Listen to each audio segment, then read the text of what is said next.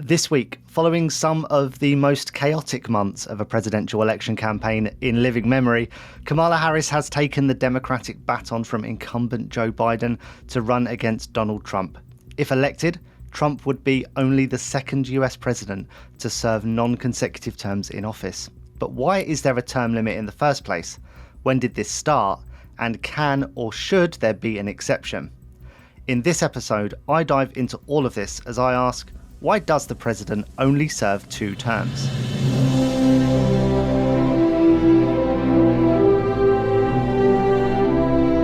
Welcome to America, a history podcast. I'm Liam Heffernan, and every week we answer a different question to understand the people, the places, and the events that make the USA what it is today.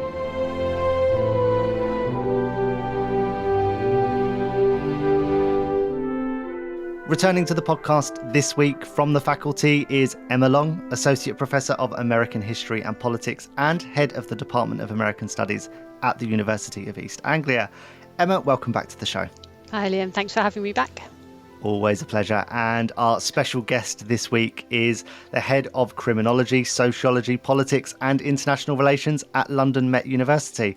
He has a PhD in American political history and is widely regarded as one of the best people to ask about this subject. So it's a real pleasure to have him on the show today. Hello, Andrew Moran.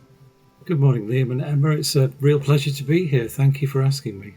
Oh, it's great to have you with us today. And I'm sure this is going to be a lively discussion considering the circumstances in which we're recording this episode this year. And I guess for context, it's currently the 2nd of August. There's a bit of a gap between us recording and this going out. So who knows? You know, as it currently stands, Trump and J.D. Vance are on the Republican ticket. Kamala Harris is on the Democrat ticket. As yet, running mate is unconfirmed. Just to set that scene, who knows what the situation will be when you're listening to this.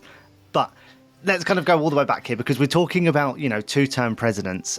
So, Emma, I wonder, sort of going all the way back to the George Washington years when the presidency sort of started, could you give us some context around, why he decided to step down after 2 terms?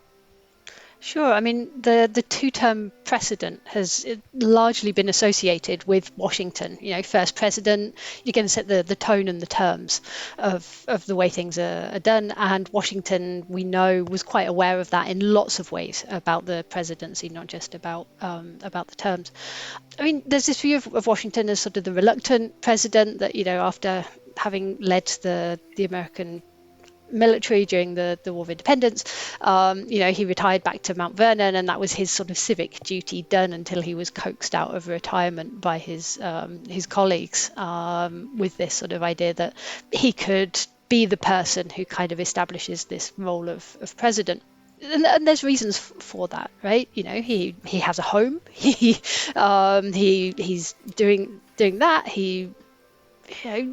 This is going to be quite a big job. You can imagine it being quite daunting, but Washington also has that real sense of civic duty and sort of understands the importance of sort of his image, I guess, in that sense, and the way he's perceived after the revolution and the importance of this. I guess just to flag up something that we've talked about before. Remember, the Constitution isn't the first American government. There's been quite a period of turmoil between the end of the American Revolution and the creation of the Constitution. So there's this real sense, actually, that things are a bit of a tipping point, and they need a kind of security. And Washington's, the hero of the revolution, is that safe pair of hands. In terms of stepping down after 2 terms, I think that there are lots of reasons for that play into this. Historians think that perhaps he wanted to step down after the first term, but he was convinced to stay on because what you see then is the beginning of the emergence of the divisions that become the first political parties that you see play out in the election of, particularly in the election of 1800, and that he stays on to try and see whether he can smooth that over and prevent it happening. But ultimately, of course, he does serve 2 terms. I mean, in his farewell address, he sort of talks about the partisanship actually and the development of this, and that it's time to step away from that. He's sort of disappointed in the fact that that's the way that things have gone. Also, that he's getting older, he wants some time to enjoy the rest of his life. Sort of he's done his bit, right? And now it's time to hand over to someone new, and he gets to go and sort of live the rest of his life. So I think that there are various factors that play into this. Although I think it's probably also worth pointing out that there are some scholars who would say, yes, Washington stood down after 2 terms, and that's important. But actually, it's Thomas Jefferson, who becomes president in 1800 and also then goes on to serve 2 terms, who really plays up sort of the mythology around Washington and stepping away from power after 2 terms. And that sort of Jefferson has this view that if a president serves longer than that, it might lead to this sense of entitlement that they were trying to resist in the aftermath of the Revolution and the Declaration of Independence. And so Jefferson then plays up the Washington legend, if you like, of stepping down after 2 terms. So I think that there's both what Washington does and the way that's used later on. Yeah, I think it's interesting because certainly at the start, when those rules and those precedences were being set, I think there was almost a deliberate, let's not position ourselves in any way that likens us, like sort of the president to a monarch. And perhaps, maybe with certain things that are happening at the moment with certain Supreme Court rulings, maybe that's being challenged a little bit. Maybe Donald Trump wants to challenge that a bit, but that's a conversation for another podcast. But Andrew, just to sort of bring you in here, what are your thoughts? Because you've written a bit about Gerald Ford, who's famously is known as the accidental president. I think potentially that could apply to Washington too. He or perhaps a reluctant president. He didn't really want it.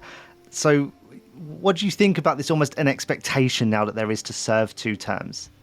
You have to think about the context of when Washington was serving, that it's extraordinary, and Jefferson as well, that you have political leaders who are willing to step down. If we look across Europe, that was not the case at all. That this is an extraordinary example of America forging a new pathway in its infancy of democracy, and I think that in itself is something we need to think about. The context of that actually happening is quite extraordinary, and it's interesting that when you think about when they were discussing term limits for the presidency, you had people like Alexander Hamilton suggesting that there don't need to be term limits, that he was thinking it would be somebody like Washington who would be the president. And then you have others who are very concerned about the possible return of an autocracy, a monarchy, and so on, as Emma was saying. And then you have this moment where at the end of his first term, Washington actually reaches out to Madison and asks him James Madison asks him to draft a farewell speech,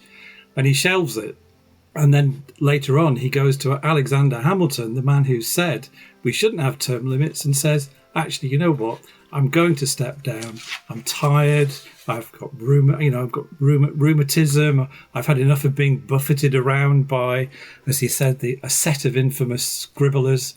And that he really wants to pass that on, step down and pass that on and set a precedent.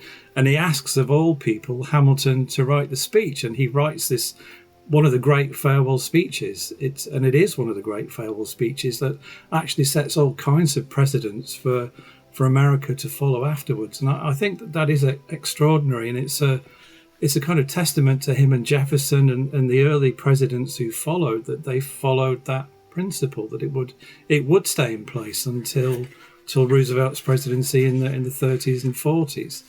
Even though presidents before that attempted, it was something that just didn't happen. So that can't be underestimated. That setting of the precedent and how it survived. Yeah, and I think in the current context, a lot of the coverage of Biden's decision not to run again has been sort of surprise. Right? And sort of how extraordinary this is, that somebody who appeared to who had started off by saying that they were going to run again has chosen not to, regardless of the context. And you think about that in the context of Washington and sort of the European experience of leadership. It must have been incredibly shocking, surprising that somebody who had power and that kind of power was voluntarily choosing to step down from that. So you could see why people might have been surprised and why it had such an impact. Before we look at maybe some of the exceptions and some of the presidents who wanted to extend beyond 2 terms, or indeed have gone beyond 2 terms, let's look at that for a minute, because we don't often dwell on those presidents who actually didn't want to run for a second term. Now, they're quite few and far between, and I think the circumstances around Biden, which we're all currently kind of sort of living through, it wasn't exactly voluntary on his part. So I just wonder if one of you could just give that rundown as to which presidents have actually stepped down without running for re-election.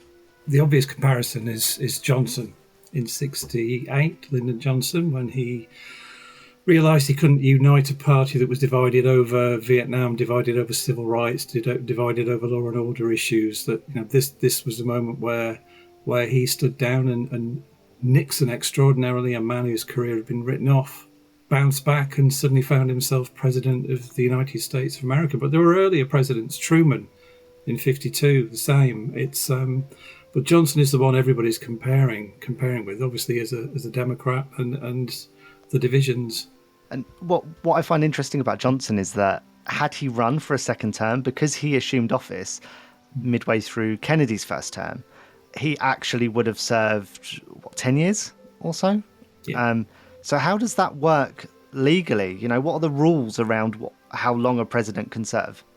So the 22nd Amendment is actually very clear on this, and about what happens if say a vice president steps up into the presidency, either because of the incapacity or the death of the president.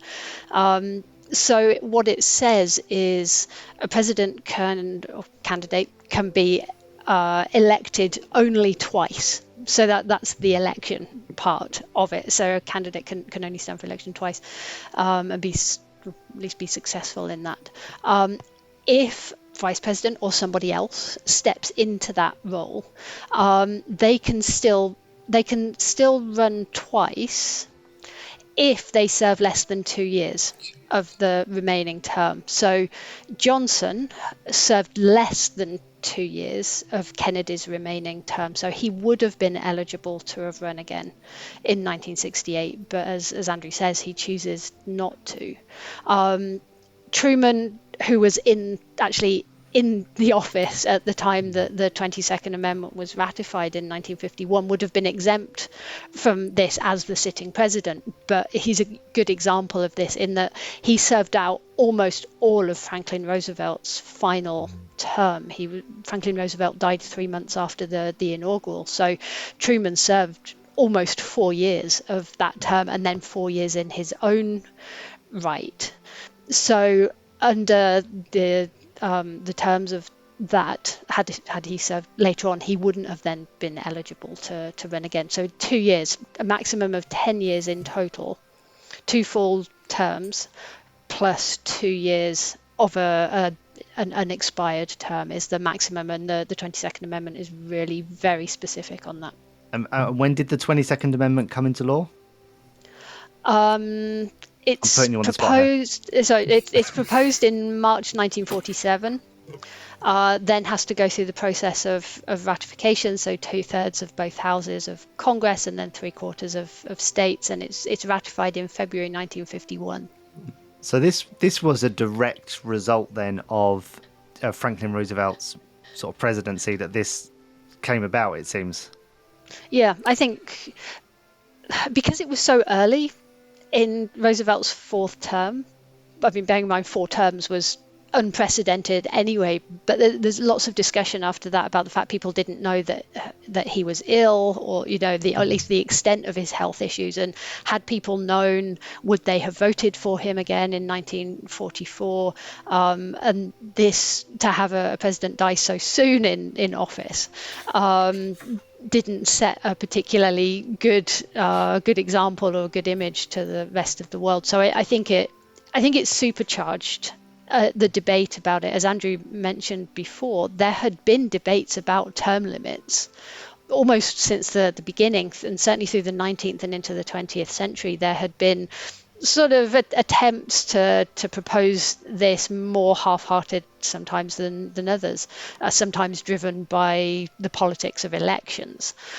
But I think the experience of Roosevelt sort of focused people's attention.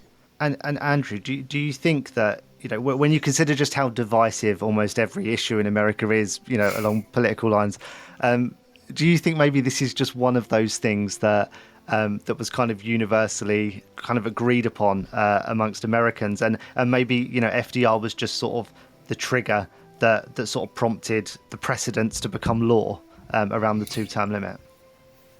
The 2-term limit is something that was driven by Republicans in particular, and some conservative Democrats, and there is an argument made by some scholars that this was a reaction by the Republicans to a Democratic presidency that had been in office for Roosevelt and then Truman, that there needed to be a block to this, and it was very. It's interesting the way that it was passed. That it obviously went through Congress, and then it went state by state. What we might almost call the old traditional way, that rather than there being a constitutional convention to discuss this amendment, it went state by state, which is why it took until 1951. I mean that can be quite short if you think about the 27th Amendment that was proposed in the 1780s and wasn't ratified till the 1990s.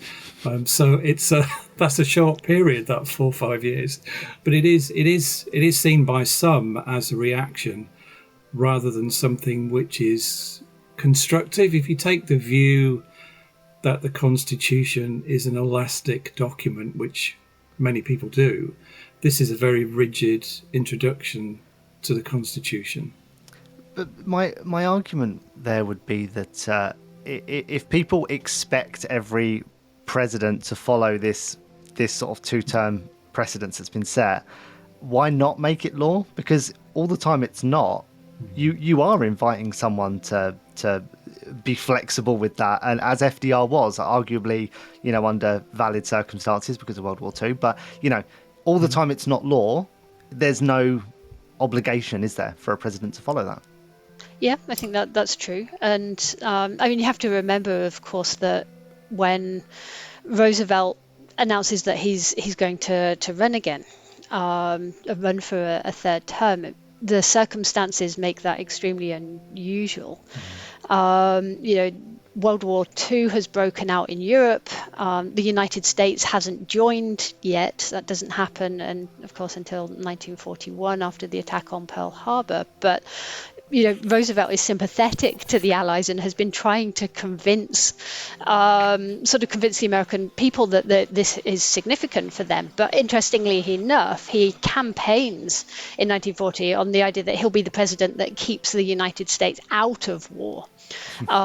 So it's not like it's just sort of business as usual, nothing spectacular going on nationally or internationally, and Roosevelt just decides he's not going to follow the precedent. There is kind of a specific historical context to why Roosevelt thinks it's important to run again. But I think that sense, after so many years by that point, of that experience of either single-term presidents because they don't get re-elected, or presidents stepping down after 2 years, that sense that, as Andrew said, 12 years of Roosevelt, then another 4 of Truman, 16 years under one party, is extraordinarily unusual for American history, and leads to some discussions about whether that's necessarily a good thing. I mean, it could always happen, right? Two-term presidents from the same party elected after and after again. Historically, it hasn't happened, but the context, I think, focuses attention on those kinds of questions, really perhaps for the first time. And I think on that note, we probably need to address the sort of big orange elephant in the room, which is Donald Trump here, because earlier this year, the Supreme Court kind of opened the door a little bit to this sort of immunity for the president in terms of what they can and can't do. Donald Trump has also very recently given a speech where he's sent a fairly jarring message to his Christian voters that they won't need to vote again, and take that as you will. But there are definitely alarm bells ringing amongst people, certainly on the Democrat side, that maybe if Trump gets re-elected, he will try and find a way to extend his stay in the White House beyond the two-term limit. Is that possible? Can it be done, and how? But I'm just going to take insurrection off the table here, because he's tried that one and it hasn't worked. I mean, you'd be talking about full-on constitutional crisis, right? Because the wording of the 22nd Amendment is so specific. That is what it would be precipitating. So it may not be insurrection, but what it is a direct challenge to the Constitution. And we can talk about the Supreme Court ruling about presidential immunity and various other contexts, but those things play in the grey areas of the Constitution.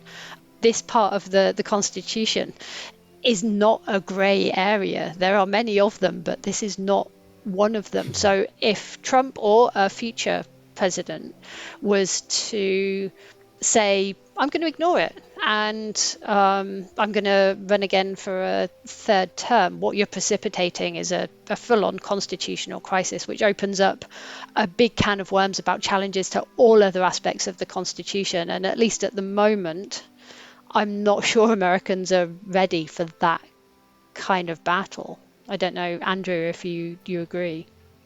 Trump has talked in the past about term limits being 10 to 14 years. When he's addressed this, and as you say, quite recently, he's made these what I regard as alarming statements around, you will never have to vote again. I'll only be a dictator on the first day. Well, you only get to vote for a dictator once. As I say to my students, it's what does Trump mean by this? It's difficult to know, but it is something that I think we have to be concerned about. If he's re-elected, and we find in 4 years' time there's a crisis situation that's happening, Taiwan, maybe something in Europe, something else that America is involved in, would we see Trump pushing the envelope? I think we probably would. It's at the moment we're looking at a Republican Congress, probably, certainly House, possibly Senate. We have a conservative court, which has made that extraordinary decision around immunity, which I think is troubling.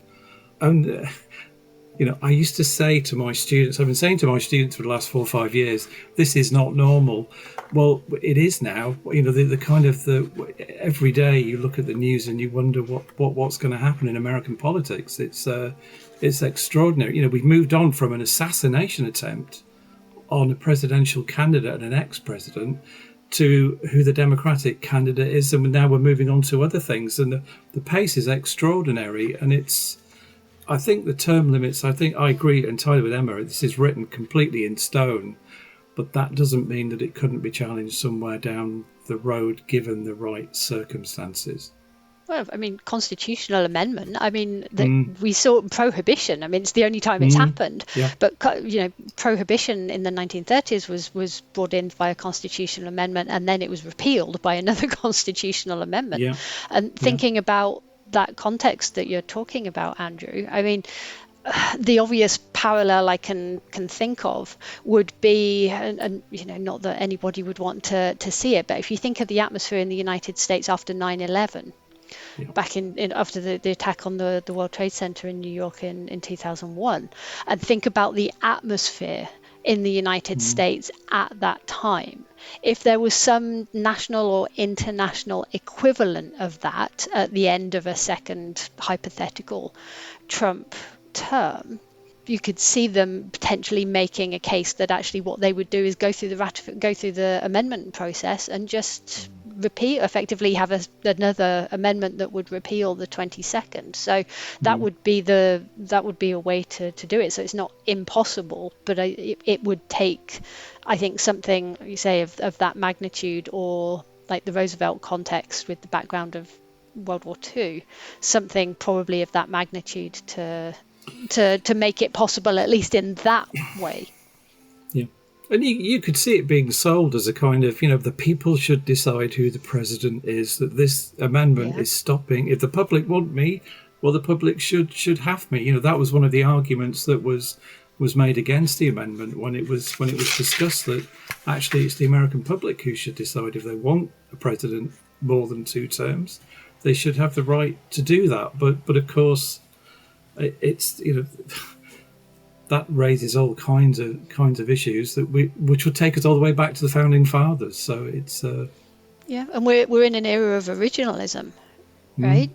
I mean, not just in the courts, although that's where we see it the most. This idea that the Constitution and other laws should be read in terms of how they were understood when they were passed. This is part of what has been animating the US Supreme Court for probably the last 20 years, actually, but certainly has underpinned some of its most recent high-profile decisions. So if you're going to follow the logic of originalism from within the conservative movement, given what we're talking about with Washington and Jefferson and all those subsequent presidents who weren't forced to step down after two terms, there is an argument that if you're going to follow originalism, then it's 2 terms. But there's that other argument that Andrew's just pointing out, which is, people, we live in a democracy. The people should decide who the president is.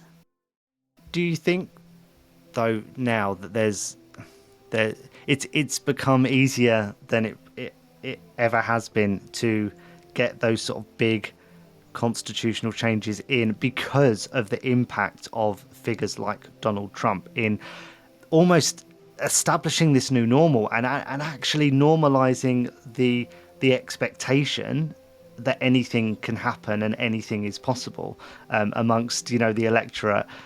Trump, I just feel like has sort of brought in this new way of thinking about what can and can't be done in politics, and I think that's half the battle, right? Making it feel like it can be done makes it a lot easier to do. And when Trump is in office, that personally to me is the scariest thing, because he's created this environment where he could do something completely radical, like try and abolish the 22nd Amendment, and actually people wouldn't be as shocked because it's Trump versus anyone else, right?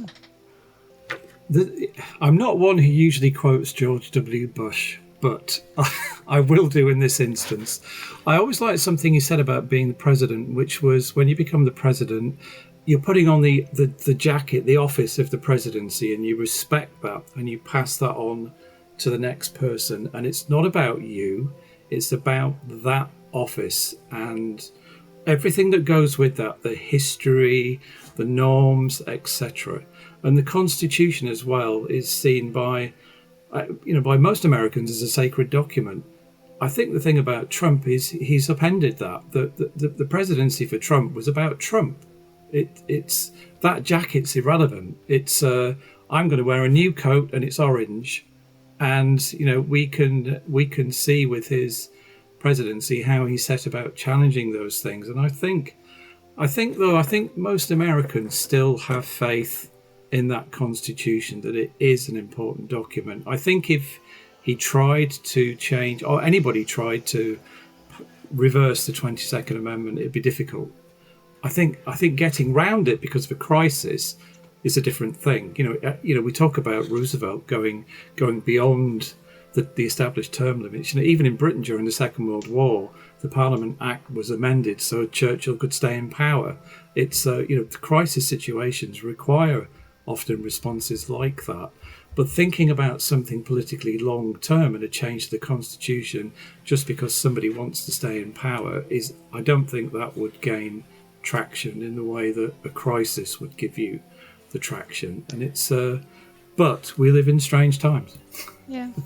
And I mean, in some ways, you can argue that the polarization of American politics has actually made it much more difficult to amend the Constitution, if we're thinking about it in those terms. I mean, the one of the criticisms, actually, when you talk to scholars who've written about the Constitution and both the advantages and disadvantages it brings to contemporary American politics, is that it's such a high bar to amend. I mean, when you think about it, there have been 27 amendments to the US Constitution in its almost 250-year history.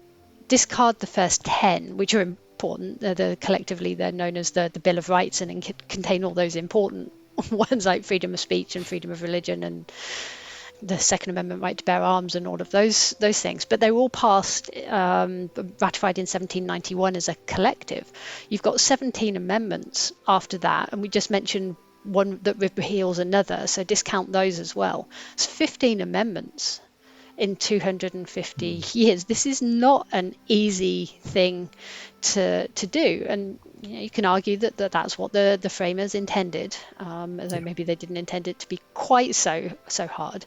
But you need a 2/3 vote in both the House and the Senate, and then you need to get 3/4 of all states to ratify that. In the current partisan situation that American politics is in, the ability to meet those criteria has become almost impossible. I mean, the last amendment to the Constitution was 1992. And while I like to think that that's not that long ago, realistically, of course, that is a long time, especially when we consider some of the criticisms that have been made about parts of the way American government work. So, in some ways, the modern circumstances make constitutional amendment less likely rather than more. But as Andrew's pointing out, a kind of an argument about a temporary suspension or finding a way around it in the context of emergency is probably more likely. So I'm going to just go on a little bit of a tangent here, which I know is not something that I briefed either of you on, but I'm going to ask this anyway. There's this idea of like these family dynasties in politics, right? So, you had George Bush Senior and then, George W. Bush. I mean, Jeb unsuccessfully, sort of quite catastrophically, I guess, tried to become the third Bush in the White House. But there's definitely talk that if Trump gets in, he's going to set up Eric, maybe Donald Trump Jr., I mean, maybe even Ivanka, and to try and sort of carry on that Trump political dynasty. Is there not an issue of just like nepotism here? And I mean, technically, no one's breaking the 2-term limit, but collectively as a family, you kind of are. Is that a bit of a loophole? But I mean, potentially. But I mean, for all the talk of dynasties, I mean, the one you didn't mention was the Kennedy family, right?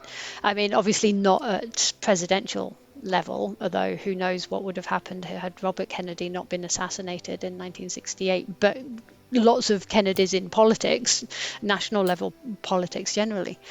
But you've still got to get elected, and you've got to get elected in particular elections. And yes, a family name may get you a certain way.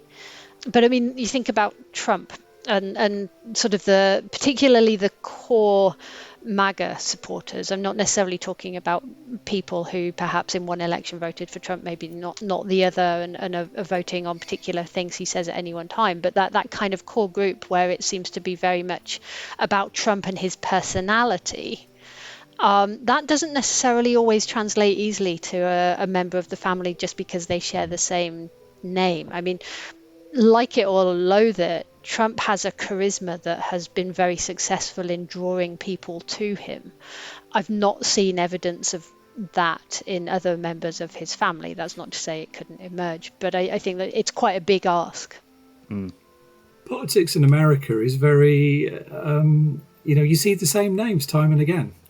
Well, you do in this country. I mean, it's very similar. We have so many kind of career politicians now, and as you say, there are kind of family dynasties. If we think of the Bushes and how they, governors, presidents, vice presidents, it's interesting that we have seen that throughout history. And the Kennedys, as Emma said, are the obvious obvious comparison that, some people have said to me, well, how was Donald Trump allowed to have his daughter as somebody who was involved in foreign policy? And I said, well, John Kennedy had his brother as Attorney General. It's we see these things throughout history. The Adamses, if we go way back, that we see that as presidents. It's so there are patterns that run throughout. I think what's interesting about Trump is that we can't forget the fact that he was never a person involved in politics. He'd never served in the military. He was the first presidential candidate ever to have not done either of those things, and that in itself was an extraordinary thing, and part of his appeal to his supporters. But I don't see a family legacy with him. I think Emma's right. He is a force of nature, however you want to perceive that is extraordinary, absolutely extraordinary. Yeah, I think I come at this as a historian, right? And it's always interesting to think about what the current moment might look like 100 years from now. But I genuinely think that, again, for good or ill, Trump is going to be written about as somebody who changed the rules, right? Either permanently or as a period of sort of disruption or kind of that period of shock. But he's made a legacy for himself that will endure and that people will write about. Absolutely. Yeah, well, on that note, I think we're going to wrap up this episode, and there's a lot more to talk about, and we sort of already started introducing discussions around constitutional amendments, and we're going to have an episode later in the podcast about exactly how that is done and what the Constitutional Convention is and was. So keep your ears out for that. And as we get closer to the election as well, we're going to keep doing our In the Making strands so we can try and understand what the heck is going on and wrap some sort of historical context around that. But for this episode, thank you so much to you for listening, but also to our guests Emma Long and Andrew Moran for joining me. If you want to find out any more, and if this conversation interested you, we're going to leave some useful links in the show notes so that you can explore further. If anyone wants to connect with you both, where can they do that, Andrew? Oh, they can email me at a.moran@londonmet.ac.uk. I'm always happy to hear from people. Wonderful. And Emma? I am emma.long@uea.ac.uk, and the same thing. Always happy to talk American politics with anybody who's interested in listening to me waffle on. Thank you both so much. And you can find me on X via This Is The Hef and on LinkedIn as well. Just search for my name. And if you enjoy this podcast, please leave us a rating and a review wherever you're listening to this. Also follow us on Patreon and now TikTok. I don't know why I'm on there, but we are now. So engage with the show and make sure that you get all future episodes in your feed. Thank you so much and goodbye.